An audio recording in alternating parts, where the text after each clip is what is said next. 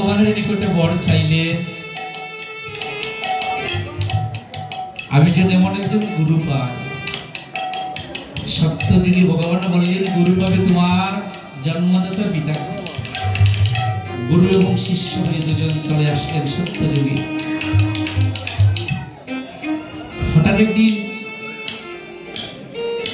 শিশু শিষ্য তো অল্প বয়স, ভগবানের চরণ সেবা করিতে করিতে ভগবানের চরণে নিদ্রায় নিদ্রিত হয়েছে।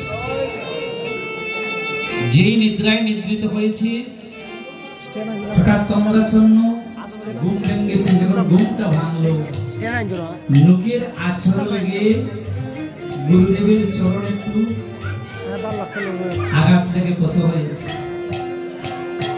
গুরুদেব বিশ্রাম থেকে জেগে এই পায়ের যন্ত্রণা সহ্য না করতে পেরে অভিশাপ করেছিলেন, কর্ণকে কর্ণ, তুমি আমাকে যেভাবে আঘাত করেছো আমি তোমাকে অভিশাপ করিলাম। আগত যুগে তুমি একটা ব্যাঙ হয়ে জন্মগ্রহণ করিবে। শিষ্য বলছে প্রভু এটা অভিশাপ নয়, এটা আশীর্বাদ। বর্তমান সময় কি বাবা সেটা পাওয়া যাবে গো? হ্যাঁ কি বাবা? পিতা যদি পুত্রকে অভিশাপ করে, পুত্র বলবে বাবা আর বিলম্ব করবো না, তোমাকে মেরেই ফেলব, বলে না? বাবা গো বচন এত সহজে বিষয় নয়, বেকারশ্রিত হলেই হয় না গো বাবা। আপনার ভক্তিতে আমি সন্তুষ্ট হয়েছি, কিন্তু এইভাবে যদি সবাই হতো আমাদের জীবের আরো কল্যাণ হতো বাবা। শিষ্য বলছে প্রভু এটা অভিশাপ নয়, আশীর্বাদ। আরেকটা আশীর্বাদ আমাকে করে বাবা। গুরুদেবের এবার মনে বলছে আমি তো শিষ্যকে অভিশাপ করেছি, আর সে বলছে এটা অভিশাপ নয় আশীর্বাদ। বলো তুমি আমার নিকটে আমার কি চাও? প্রভু যে যুগে আমার জন্ম হবে আমার মৃত্যুটা যেন সেই যুগের অবতারের স্পর্শ পেয়ে হয়ে যায়।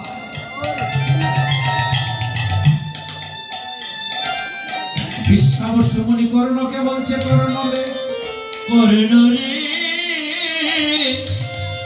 একনিষ্ঠ ভক্তি যদি জানতাম কর্ণ তোমার মধ্যে আছে, আমি গুরু হয়ে তোমাকে এমন অভিশাপ করতাম না, এমন অভিশাপ। এই আমার আদরের শিষ্য কর্ণ আমি তোমাকে আশীর্বাদ করিলাম, আশীর্বাদ করিলাম। আগত কাপড় যুগে তোমার ভেঙ্কুলে জন্ম হইবে, আর সেই যুগের সেই অবতারের চরণ স্পর্শ করে তোমার দেহ থেকে প্রাণভক্তি চিরজনমের মতো নিষ্কাশিত হইবে।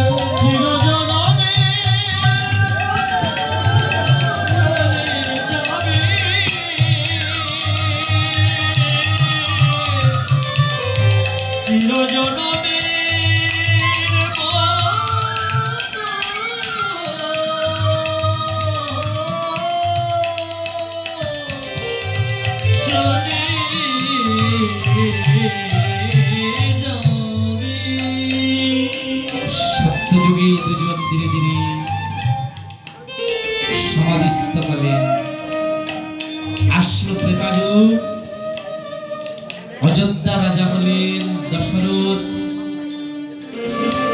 অযোধ্যায় জন্মগ্রহণ করলো সেই সত্যযুগের অভিশাপগ্রস্ত ব্যাংটা। দশরথের পুত্র শ্রী রামচন্দ্র বনবাস যাওয়ার পূর্বে একদিন ধনুকটা হাতে নিয়ে শান্তিতে বসে আছেন। এমন সময় সেই ব্যাংটা রামচন্দ্রের ধীরে ধীরে চরণে গিয়েছে। আজ তার অন্তিম সময়। সেটা গিয়ে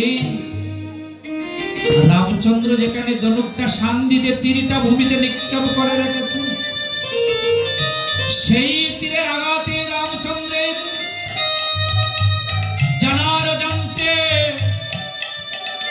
ব্যাংকটা ছটফট করিতে করিতে ধীরে ধীরে শ্বাস প্রশ্বাস নিচ্ছে। ব্যাংকটার এমন ছটফট দেখে শ্রী রামচন্দ্র হঠাৎ ব্যাংকটার দিকে তাকালেন।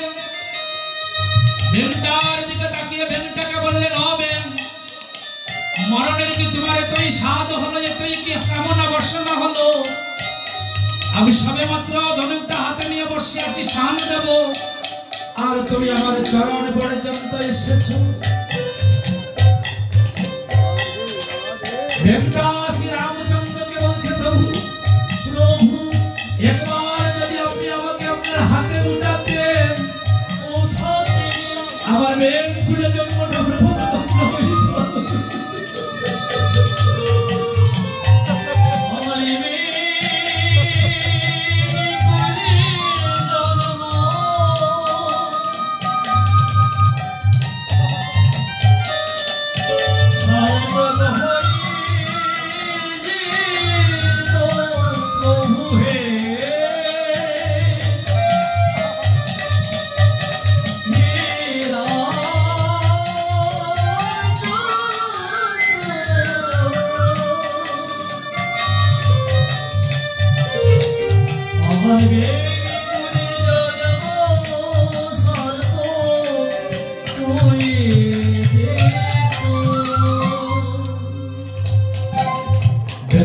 ভক্তি দেখে শ্রী রামচন্দ্র ব্যাংকটাকে তুলে নিয়েছিলেন।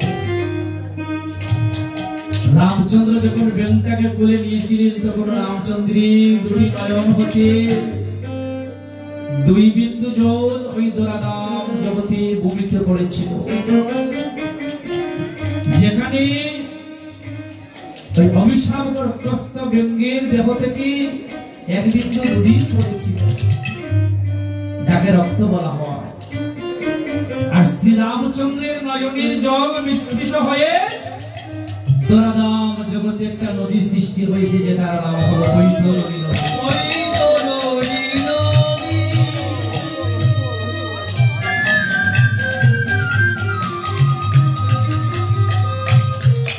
রামচন্দ্র ব্যাংকটাকে বলেছিলেন, এই নদীটা পার হয়ে একদিন সবাই সেপারেই যাবে।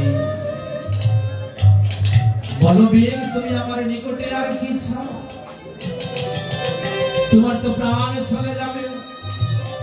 প্রভু হে, আমার এই কামনা, এই বাসনা, যেটা আমি সত্য যুগে চেয়েছিলাম, আজ আবার সেই বরটাই চাচ্ছি। আগত দাপর যুগে আমরা গুরু এবং শিষ্য যেন আপনার চরণের দোকানানুপুর হয়ে জন্মগ্রহণ করিতে পারি।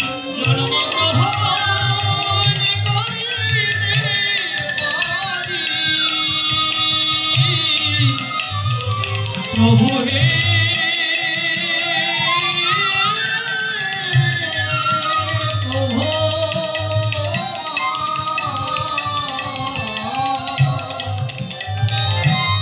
শ্রীরামচন্দ্র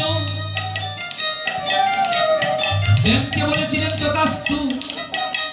আগত দাপর যুগে যখন দুজন নুপুর হয়ে জন্মগ্রহণ করিবে, তোমার ভক্তিতে সন্তুষ্ট হয়ে বলিলাম, আমার ডান চরণে রহিবে তুমি আমার কর্ণ,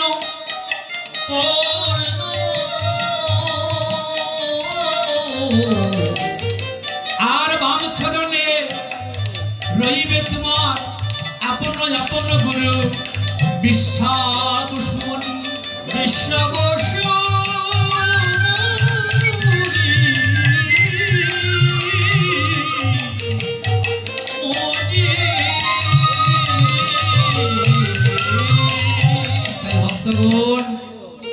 যাদের দীক্ষা হয় নাই তাদেরকে বলছি, গুরু নির্ণয় করার সময় বাবা লক্ষ্য করবেন, গুরু যেন এমন হন গো, যে গুরুর চরণ ধরে সেই বৈতরণী নদীটা আমিও অবাজন পার হয়ে চলে যাব।